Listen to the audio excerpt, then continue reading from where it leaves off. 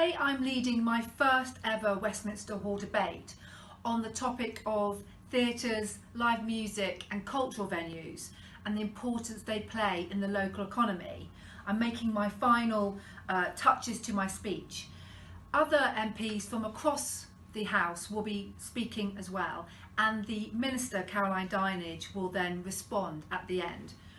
I brought this debate today because I know the huge part that theatres and live music and cultural venues play within the local ecosystem, if you like. In 2019, 18,000 performances across West End theatres attracted over 15 million audience members. Modelling shows that for every £1 spent in theatres, for example, £5 is spent in the wider local economy, bars, restaurants, shops. There must be some way of creating a way whereby theatres, which would have to operate on a lower percentage in order to keep people safely spaced, could be helped to open with some sort of voucher scheme. I want to thank the government for the £1.57 billion support package for the sector.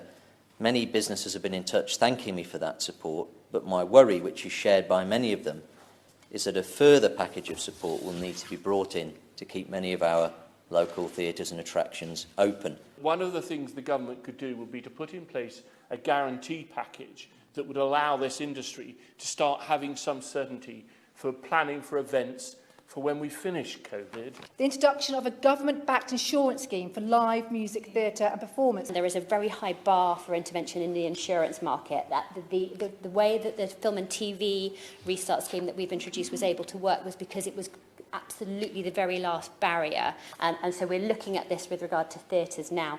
But if I'm going to intervene, I need to have evidence that it's the only obstacle to be able to get the door to open again. I'm just back from my first ever led Westminster Hall Debate. Hopefully this insight into what I do gives you a bit of a taste about my job in Parliament, highlighting issues that are really important to my constituency and encouraging cross-party working.